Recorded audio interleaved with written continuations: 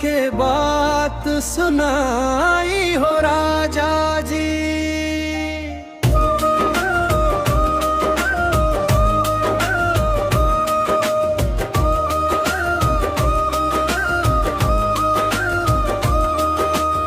तोहरे बिना अब लागे ना मनवा, आके सगुनवा चढ़ाई हो राजा जी।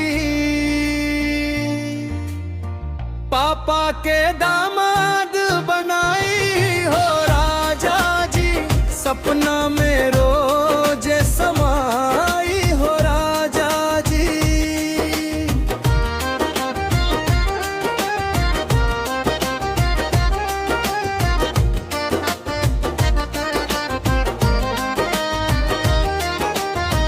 जब से तोहरा से नजरिया मिलल, दिलवा हमार तोहरे पाछे चलल।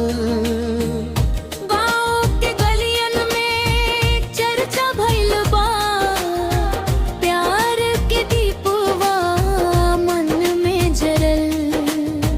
मैया से बात चलवाई हो राजा जी, पापा के दामाद बनाई हो राजा जी।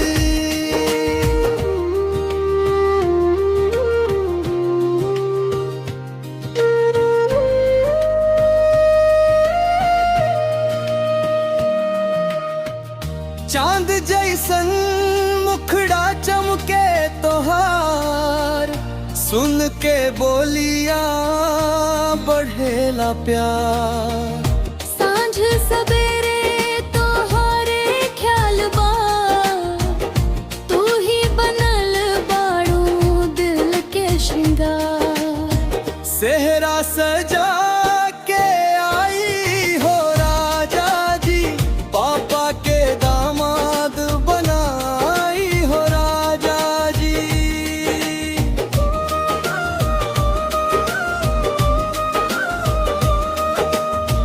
मेले में घूम संग संग जईब, सुख दुख के राह में हथवा धरीब। जन्म जन्म के साथ निभाईब, कबहू न तोहरा से दूर रहेब। मांग में सिंदूर सजाई हो राजा जी, पापा के दामाद बनाई हो राजा जी।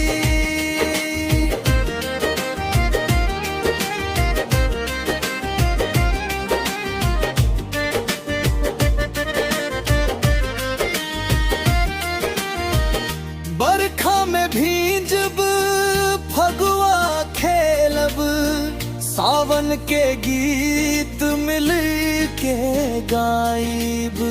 नैया के डोरिया ऐसन बांधब, टूटे ना कब हुई कसम खाईब। अंगना में डोली उठाई हो राजा जी, पापा के दामाद बनाई हो राजा जी।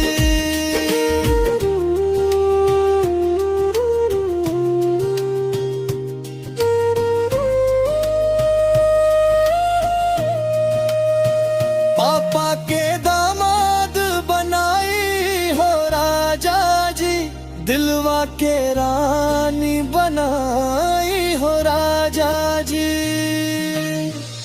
तोहरे संग जिंदगी सजाई, सपना के महल बसाई हो राजा जी।